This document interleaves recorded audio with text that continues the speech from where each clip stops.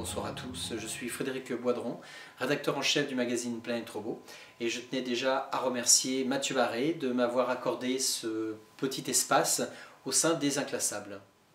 Le magazine Planète Robot est né en décembre 2009 suite au succès de mon blog qui s'appelait Robot Impact, lié à la robotique, et donc un éditeur m'avait contacté pour transformer ce blog en version papier sous le nom Planète Robot, et donc depuis 2009 on est toujours là et nous sommes déjà au numéro 43 et nous avons également notre première série qui est actuellement en kiosque. Donc c'est un magazine qui traite vraiment de la robotique au sens large, donc c'est la robotique mais également toutes les nouvelles technologies du futur. Donc on parle également de l'impression 3D, de la réalité virtuelle, réalité augmentée, les voitures autonomes, les drones, même le tourisme spatial. Puisque toutes ces technologies en fait sont liées à travers l'intelligence artificielle, à travers toutes les technologies mises en œuvre dans la robotique. Alors pour commencer, un robot, qu'est-ce que c'est? Un robot en fait c'est le mélange entre la mécanique, l'électronique et l'informatique dans un dispositif unique. Cet engin peut ensuite évoluer de façon autonome dans notre propre monde pour effectuer différentes tâches. Et la différence avec l'automate, c'est que l'automate, lui, suit toujours la même programmation. Alors que le robot, lui, va être capable d'évoluer et de pouvoir faire face à des situations qui n'étaient pas dans son programme. La robotique se base sur un concept millénaire, le fantasme de vouloir créer un être artificiel, soit pour en faire un compagnon ou un esclave. Et ce concept en fait a émergé dans de nombreux écrits, comme simplement le mythe du golem, la créature de Frankenstein ou Pinocchio. Et le premier robot est sorti en 1959, il s'appelle Unimate, c'est un robot industriel. Il est basé en fait sur le principe des robots télémanipulateurs que l'on pouvait trouver dans les centrales nucléaires de l'époque. Les premiers clients furent General Motors qui s'en servirent en fait sur des chaînes de fabrication d'automobiles. Mais finalement, le robot industriel est déjà à la fin de sa vie, puisqu'il commence à faire figure de dinosaure, et donc les robots de service vont peu à peu prendre la place de ces robots, dans l'industrie, mais également à la maison, dans l'entreprise. Donc ça peut être n'importe quoi, donc les cobots, c'est des robots collaboratifs. C'est-à-dire qu'un robot industriel, actuellement, il est enfermé dans une cage, parce que c'est très dangereux. Un bras qui se déplace à pleine vitesse, vous pouvez vous le prendre en pleine tronche, et ça ne fait pas du bien. Il y a même eu des morts. Et donc un cobot, lui, au contraire, va accepter que l'homme et le robot travaillent ensemble, puisque le robot va être capable de détecter l'humain, voire même de travailler avec. C'est-à-dire qu'on peut très bien demander au robot de tenir une pièce, pendant que nous, on le peint, ou j'en sais rien, n'importe quoi. Et ça permet également, par exemple, à une personne qui a un peu mal au dos, d'avoir ce qu'on appelle un exosquelette, c'est un robot. Et donc en portant une sorte de tenue robotisée, en fait ça décuple la force. Donc on peut soulever des objets facilement, pouvoir porter une machine-outil des heures et des heures sans se fatiguer, marcher ou lever, s'asseoir très très souvent. Donc dans le monde industriel, cela va énormément changer les choses. Bon, il y a également donc, dans les robots, ça peut être les robots ménagers, les robots d'accueil. Les robots ménagers, donc c'est les robots aspirateurs, les robots qui passent à serpillière. Les robots d'accueil, donc ça vous allez en voir de plus en plus. Des robots qui vous accueillent, soit dans les grandes surfaces, ça va commencer par là, mais dans les banques, un peu partout. En fait, votre premier interlocuteur quand vous rentrerez dans un hall d'entreprise, souvent. Mais ça inclut également les voitures autonomes. C'est des robots, hein, elles vont, dans quelques années, là ça arrive, là, c'est même déjà, il y a déjà des voitures qui sont déjà commercialisées, qui sont complètement autonomes. Les drones, attention, le drone devient robot que quand il a un programme, c'est-à-dire quand on va lui dire d'aller d'un point A à un point B sans que quelqu'un n'y touche. Un drone piloté avec une télécommande, c'est plus un robot, puisqu'il est piloté, il n'est plus autonome. Les robots agricoles, donc maintenant les tracteurs sont devenus autonomes, et de plus en plus l'agriculteur va avoir un rôle de manager de ces machines-outils, et il va les piloter depuis sa tablette dans son fauteuil. Mais également, bien sûr, les humanoïdes. Donc les humanoïdes, ce ne sont plus des fantasmes. Je peux vous dire que j'en ai vu déjà plusieurs fonctionner. Alors attention, on n'en est pas encore à la science-fiction, avec le robot, avec une grande intelligence, vous lui faites ça et comprend tout de suite qu'il faut aller chercher un plateau, chercher de l'eau et vous préparer le repas. On n'en est pas encore là.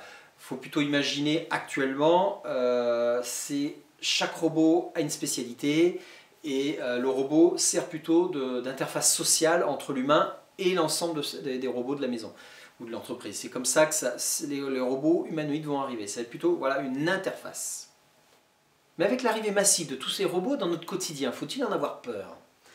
Bien, en tout cas, dans la prochaine décennie, il n'y a aucun problème. Au contraire, ils vont créer de l'emploi par plusieurs moyens. En fait, comme l'informatique il y a quelques années, la robotique va créer un bassin d'emploi mais gigantesque dans les prochaines années. Si vous avez des jeunes enfants, des petits-neveux, ils ne savent pas quoi faire et que les nouvelles technologies les intéressent, ils peuvent aller dans la robotique, ils n'auront absolument aucun problème pour trouver du travail. De la même manière que dans les années 80, si on envoyait un enfant vers l'informatique, on était sûr qu'il n'y avait pas de souci. Ben là, on en est au même pour la robotique. À côté de cela, il y a ce qu'on appelle la robocalisation. En fait, c'est la délocalisation inversée grâce à la robotique. Le principe, c'est qu'en fait, les entreprises qui avaient délocalisé leur chaîne de production en Chine ou ailleurs, pour baisser leurs coûts, vont pouvoir rapatrier leurs entreprises en France, puisqu'elles vont pouvoir en fait intégrer des robots dans leur chaîne de production. Ce qui leur reviendra moins cher que la délocalisation, puisqu'il n'y a plus les coûts de transport. Et une fois sur place, les robots peuvent travailler avec les humains, et donc créer de l'emploi supplémentaire. De plus, le travail va gagner en confort grâce à la robotique, notamment aux exosquelettes, qui vont pouvoir permettre de travailler dans des milieux difficiles, sur des tâches difficiles, mais de façon aisée. Vous avez dû voir dans les médias que de nombreux emplois allaient disparaître à cause de la robotique. Mais ce qu'ils ne disent pas, c'est qu'à côté de cela, la robotique va créer encore plus d'emplois qu'elle ne va en détruire. De la même manière que l'informatique a détruit des emplois, mais on a créé énormément à côté. Ce qu'on appelle une révolution industrielle. Là, nous sommes vraiment à l'aube d'une nouvelle révolution industrielle. Bon, tout ça c'est bien joli, mais ça c'est pour la prochaine décennie. Dans les décennies qui vont suivre, il va falloir changer les choses. Aujourd'hui, cantonné en fait aux tâches répétitives, comme les chaînes de montage automobiles, les robots vont prendre de plus en plus de place dans toutes les branches de métier. Ne croyez pas que le poste que vous avez ne sera jamais automatisé.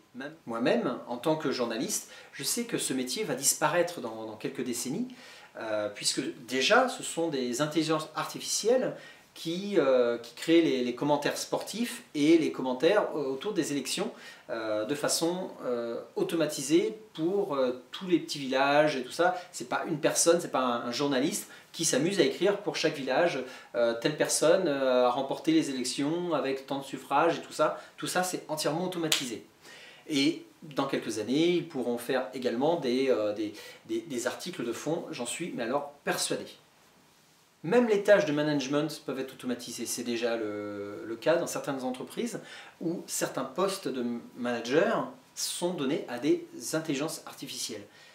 Et même certains chercheurs pensent qu'on ira beaucoup plus loin avec ce qu'on appelle la robocratie. C'est-à-dire qu'on va donner les rênes d'un pays, d'un État, voire de la planète tout entière, à des intelligences artificielles qui seront programmées de façon à ce qu'il n'y ait par exemple plus de pauvres et c'est des intelligences artificielles elles-mêmes qui vont travailler à faire les lois, à faire des modifications pour atteindre le but qui leur est programmé. Je ne vous vois pas à travers la caméra, mais je devine que beaucoup d'entre vous là sont un peu choqués par ce que je dis, mais en fait c'est une bonne nouvelle, c'est même une très bonne nouvelle. Actuellement, on vit une période charnière entre deux époques de l'humanité bien différentes, deux paradigmes philosophiques complètement différents. Actuellement, on travaille pour vivre, simplement. Si on ne travaille pas, c'est difficile de payer ses factures en fin de mois. Et ça, c'est des choses qui vont changer. Dans le futur, grâce à l'arrivée de la robotique, on travaillera pour le plaisir et pour s'améliorer un peu son confort. Mais ce ne sera plus forcément une nécessité. Actuellement, vous êtes taxé sur votre travail. Regardez votre feuille de paie, vous avez les charges sociales qui arrivent. C'est une forme de taxe sur votre travail. Certes, c'est pour vous protéger au niveau social, mais ça reste des taxes. À l'avenir, les robots vont créer de plus en plus de richesses à l'entreprise. Et c'est normal que ce sont ces robots qui, du coup, s'occupent de gérer ces taxes et donc les charges sociales. Et donc ça va se faire progressivement, c'est que les charges sociales patronales et salariales vont baisser et au fur et à mesure, les taxes sur les robots vont grimper par rapport au nombre de robots qui vont pouvoir se multiplier dans les entreprises. Pour les entreprises, elles ne verront pas de différence puisqu'elles continueront à payer la même somme, mais la somme se sera déplacée des charges sociales vers les taxes. Et ce sera plus facile du coup pour une entreprise d'embaucher du personnel ensuite, puisque ce personnel leur coûtera moins cher, puisqu'elles n'auront plus au moins leur charge patronale. Et les salariés, avec la disparition des charges sociales, vont pouvoir gagner en valeur sur leur salaire, ou alors garder la même valeur et baisser simplement le nombre d'heures travaillées. Ce qui peut se traduire soit par effectivement un nombre d'heures par semaine plus petit, ou une arrivée à la retraite plus tôt.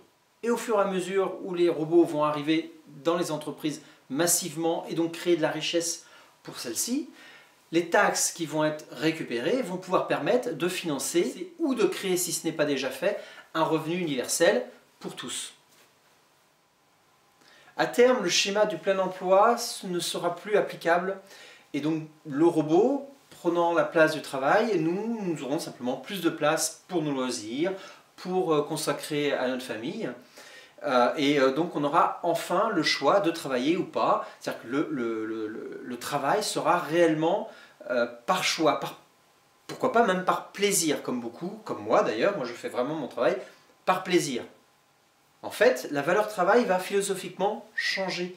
Le travail sera désiré, ne sera plus subi. Il ne faut pas oublier que de nombreuses personnes subissent réellement ce travail. Elles le font parce qu'il faut bien qu'elles se nourrissent, qu'elles nourrissent leurs enfants, mais ce n'est pas forcément des travails motivants, des postes où on a vraiment envie de s'investir. Eh bien, avec la robotique, on va choisir de travailler ou pas, et on pourra quand même vivre correctement. Et les esprits vont forcément changer. Aujourd'hui, quelqu'un qui n'a pas l'emploi, souvent se sent mal. C'est sûrement quelque chose qui va disparaître avec le temps, puisque ça va devenir presque une généralité. De toute façon, on ne pourra pas faire autrement.